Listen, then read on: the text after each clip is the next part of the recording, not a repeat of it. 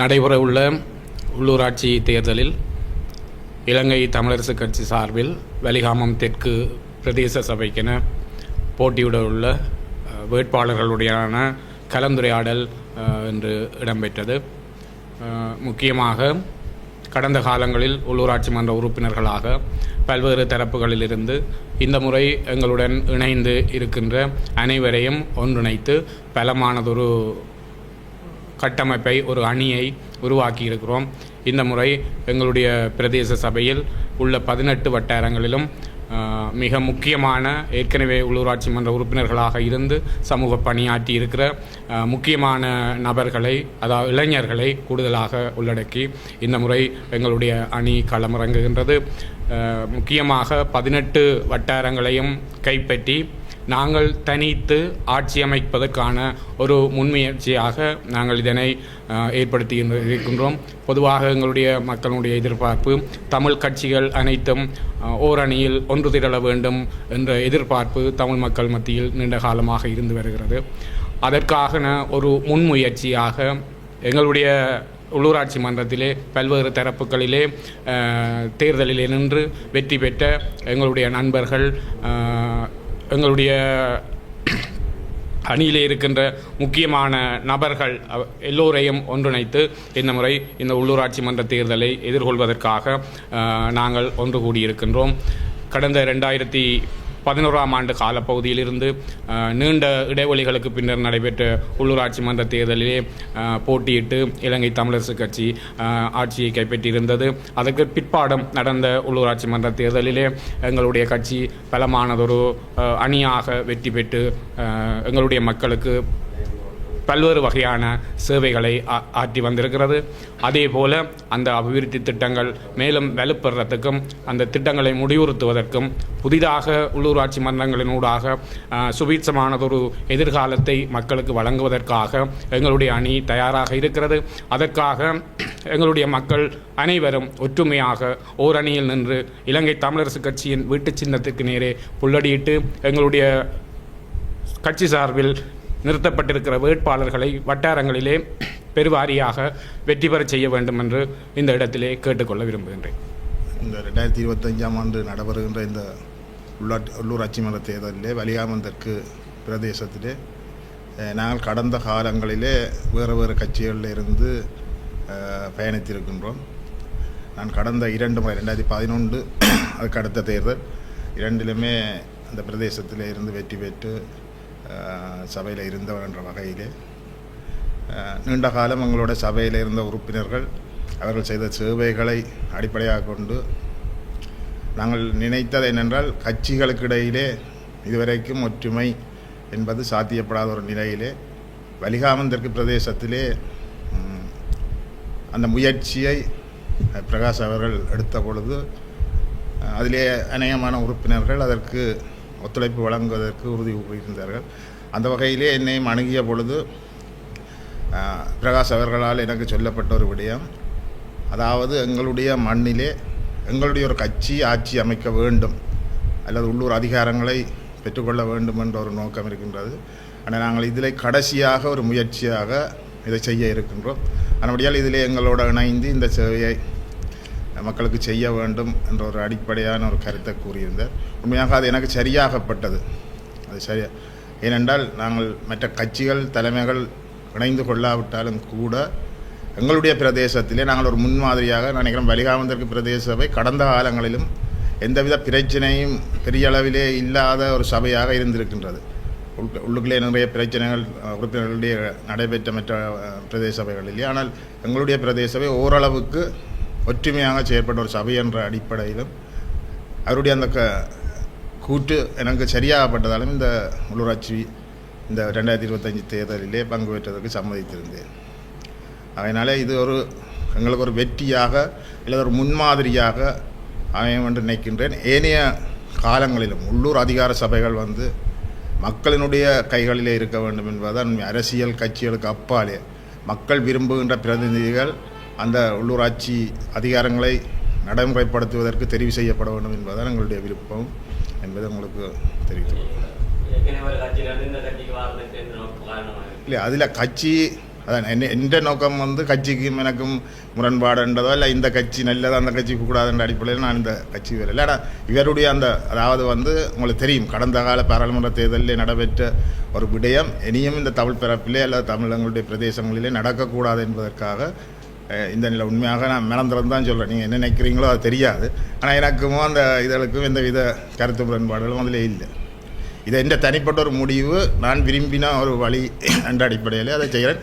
எனக்கு நம்பிக்கை இருக்குது. இதில் வந்து தலைமை அல்லது இதுவரைக்கும் எங்களோட தமிழரசு கட்சியினுடைய தலைவர்களோ இல்லை யாருமே கதைக்கல. நான் ஏற்கனவே இவரோட பயணிச்சிருக்கிற பிரதேச சபையினுடைய தவிசாளராக அந்த ஒரு நம்பிக்கையில் நாங்கள் இணைஞ்சிருக்கிறோம். இல்லாட்டி நாங்கள் ஒரு சுயேட்சை குழுவை தான் முதல் போடுவதற்கு முயற்சி செய்த நாங்கள். ஆனால் அது எவ்வளோத்துக்கு மக்கள் மத்தியில் ஈடுபடும்ன்றது எங்களுக்கு ஒரு ஐயப்பாடு இருந்தபடியால் தமிழரசு கட்சி அதுக்கான களத்தை எந்தவித நிபந்தனையின்றி எங்களுக்கு தந்திருக்கு.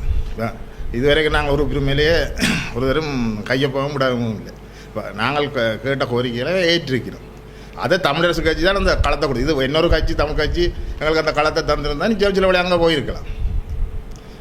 இது தமிழரசு கட்சின்றது அவை வந்து பிரகாஷ் அவர்களுடைய நம்பிக்கை அவைகளுக்கு இருக்குது. எங்களுக்கு பிரகாஷ்ட நம்பிக்கை இருந்தபடியால் அந்த பேச்சு கதை கேட்க நாங்கள் இணங்கி கொண்டோம். இதில் வேறு கட்சி முரண்பாடுகளுக்கான ஒரு இடமாக நாங்கள் பார்க்கல. இது மக்களுடைய ஆட்சி செய்ய வேணும் என்றால் எங்களுடைய நோக்கம். உள்ள உள்ளாட்சி மன்ற தேர்தலில் தற்போது தமிழ் மக்கள் மத்தியிலே ஒரு எண்ணப்பாடு ஏற்பட்டிருக்கின்றது. அதாவது தமிழ் தேசிய பரப்பிலே தமிழ் மக்கள் சார்ந்து செயற்படுகின்ற கட்சிகள் ஒருமித்து செயற்பட வேண்டும் என்ற ஒரு நிலைப்பாட்டை அனைத்து கட்சியும் எடுக்க வேண்டும் என்ற ஒரு கோரிக்கையை நீங்கள் பொது வழிகளில் சமூக வலைத்தளங்களில் பார்வையிட்டிருப்பீர்கள்.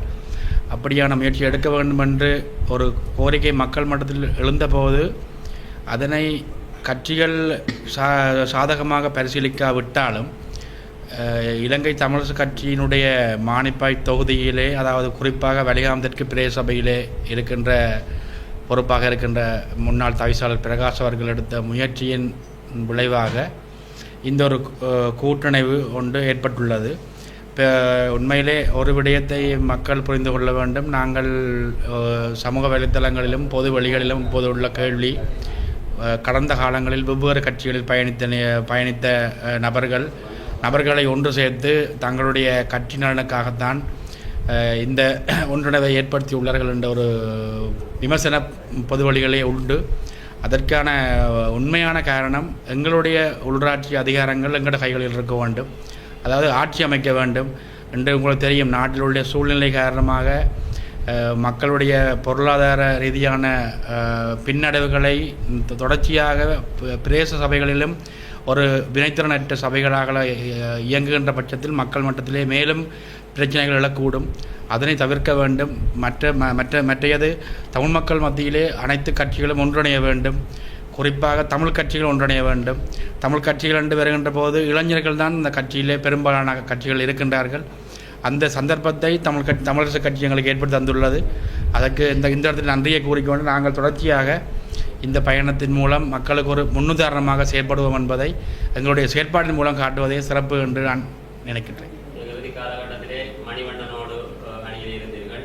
உங்களுக்கும் அவருக்கும் ஏதாவது முரண்பாடுகள் ஏற்பட்டதால் தான் தமிழரசு கட்சிக்கு பக்கம் மாறினார். தனிப்பட்ட ரீதியாக எனக்கும் மணிவண்ணனுக்கும் எந்த ஒரு பிரச்சனையும் இல்லை. ஆனால் இருந்தபோதும் எங்களுடைய பிரதேச சபையிலே நாங்களும் ஒரு அணியாக பிரிந்து செல்வதனால் தமிழ் மக்களுடைய பலம் குன்றி போகும் என்ற ஒரு நிலைப்பாடு களச்சூழல் இருந்தது. அதனை உணர்ந்தவர் என்ற அடிப்படையில் நான் எனது தனிப்பட்ட முடிவாக எனது ஆரம்ப அரசியல் பயணம் அமைந்தது இலங்கை தமிழரசு கட்சியில் தான். நான் 2013ஆம் ஆண்டு இருந்து ஆயுள்கால உறுப்பினராக இருக்கின்றேன். ஆகையினால் எனது தாய் கட்சிக்கு மீள திரும்பி விடுவேன். அவ்வளோதான். அரசியல் சூழ்நிலையை கருத்தில் கொண்டு எங்கள்ட தமிழினத்தின் இருப்பையும் தக்க வைக்கிறதுக்காகத்தான் நான் இந்த ஒரு முடிவு ஒன்று எடுத்திருக்கிறேன். இந்த முடிவானது எங்களுடைய நண்பர்கள் குழாமோடு சேர்ந்து தமிழரசு கட்சி ஒரு சின்னமாக எடுத்துக்கொண்டு ஒரு லோகோவாக எடுத்துக்கொண்டு தான் நாங்கள் அனைவரும் ஒன்றிணைஞ்சு இந்த இதில் பயணிக்கிறதுக்கு தீர்மானிச்சிருக்கிறோம். இதன் மூலமாக எங்களுடைய இருப்பு தக்க வைக்க வேண்டிய சூழ்நிலை இருக்குது, கால சூழ்நிலை, அரசியல் சூழ்நிலை. அடிப்படையில் நாங்கள் இந்த முடிவு எடுத்திருக்கிறோம். கடந்த காலங்களில் தேசிய கட்சியோடு இணைஞ்சு பயணித்து பிரதேச உறுப்பினராக இருந்த நீங்கள் தமிழ் தேசிய கட்சியிலே வாழ்றதுக்கு காரணங்கள் இருக்கு. தேசிய கட்சியில் நாங்கள் இணைஞ்சு பயணித்தாலும் நாங்கள் எங்களுடைய தேசிய கட்சியில் நாங்கள் எங்களுடைய தமிழரசு கட்சியாக தான் இருந்தது. இனத்தின் இருப்பை நாங்கள் தேசிய கட்சியிலிருந்து இனத்தின் இருப்பை நாங்கள் தக்க வச்சு தான் இருந்தோம். நாங்கள் இனத்தின் இருப்பை எந்த கால சூழ்நிலையிலையும் நாங்கள் விட்டு கொடுக்கையில்